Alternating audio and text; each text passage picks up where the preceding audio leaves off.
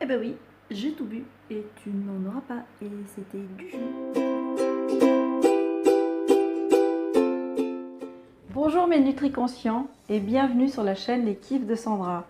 Et oui, j'ai très envie de vous appeler mes nutri-conscients car si vous êtes sur cette chaîne, ce n'est pas par hasard, c'est parce que vous êtes conscient ou vous avez envie d'être plus conscient sur le sujet de l'alimentation et ce que vous mettez dans votre corps qui est votre véhicule pour vivre cette vie en pleine forme, en pleine santé, mais surtout sans se frustrer. Aujourd'hui, nous allons parler des jus et des smoothies, comment et quand les consommer et surtout comment, à quoi vous devez faire attention quand vous consommez ces jus et ces smoothies. Alors, il est vrai que dans ce monde de folie, ce monde de stress, la mode est de rigueur. La mode, je ne vais pas vous parler de mode vestimentaire, mais en tout cas de mode alimentaire, oui, c'est vrai. On dit beaucoup que le bio est à la mode, hein, j'avais fait une vidéo sur le sujet, c'est pas du tout une question de mode, ou que les jus et les smoothies pourraient être aussi à la mode. Mais moi je ne dis pas ça, pas du tout, je vois plutôt ceci comme un complément. Et oui, un complément à votre alimentation, car on sait tous, hein, on vit de plus en plus longtemps, mais comment à partir de 60 ans, bon nombre d'entre nous tombent malades des cancers, des maladies comme la maladie d'Alzheimer ou de Parkinson. Et donc moi je vois pas personnellement l'intérêt de vivre aussi longtemps et en mauvaise santé. Donc si on veut évidemment être en pleine forme, avoir plus d'énergie, éviter certaines maladies, eh bien il peut être intéressant, en dehors du fait de changer son alimentation.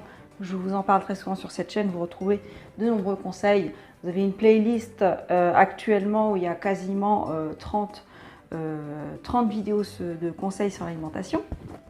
Mais où je veux en venir exactement, c'est que vous pouvez intégrer les jus et les smoothies plutôt comme un complément alimentaire, un complément pour avoir une alimentation plus équilibrée. Donc, les jus et les smoothies ne sont pas là pour remplacer tous vos repas, mais éventuellement certains repas, par exemple le matin, ou le soir, ou le midi, en fait, bref, on s'en fiche, mais je ne dirais pas de remplacer les 3 repas par jour, ni même 2 d'ailleurs repas par jour, par des jus ou des smoothies. Sauf si vous faites une cure de jus.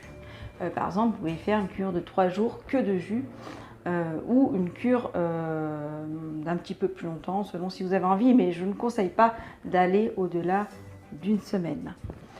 Il faut faire attention aussi aux jus et aux smoothies lorsque vous utilisez que des fruits, parce que des fruits, c'est que du sucre. Alors même si c'est du bon sucre naturel, ce n'est pas conseillé quand même de mettre que du sucre. Donc moi je vous conseille de mettre un minima 50% de légumes et 50% de fruits, le minimum hein, évidemment. Et l'idéal étant 80% de légumes et 20% de fruits. Et après si vous voulez mettre que des légumes, c'est encore mieux, même si c'est encore plus que l'idéal. Attention à trop de smoothies, ça peut être trop de fibres déjà cassées. Je m'explique. Lorsque vous avalez des smoothies, il y a plein de fibres, on est d'accord, mais vous ne mâchez pas. Et lorsqu'on ne mâche pas, on ne fait pas travailler tout un système chimique pour le corps et donc on avale ces fibres cassées qui risquent de fermenter dans les intestins. Alors pareil, un smoothie par jour, vous n'avez pas de problème, c'est en cas d'excès que je vous dis cela. Pour les jus, c'est pareil. En cas d'excès, si pendant un mois vous nourrissez que de jus, c'est pas très bon non plus. Parce que alors les jus évidemment contiennent plein de choses et demandent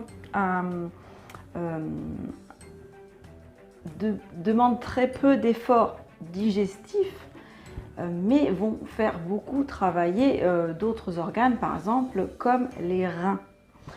Et je pense qu'un jus, il ne faut pas le boire comme de l'eau, mais vraiment le boire comme un complément pour s'apporter plus de minéraux, plus de vitamines, plus d'enzymes, plus d'oligo-éléments, etc.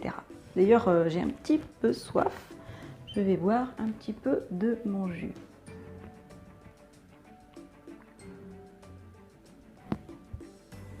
Alors, ça me rappelle aussi que boire son jus,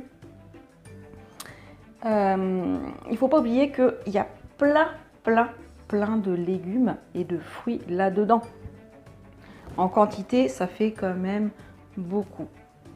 Donc, ça veut dire un apport énorme en vitamines, etc. Comme je viens de vous en parler. Donc, moi, je vous conseille de le boire doucement, patiemment. Donc, je vais reposer mon verre pour ne pas boire tout d'une traite. Et vous, vous êtes plutôt jus ou plutôt smoothie? Écrivez-le moi juste en dessous dans les commentaires.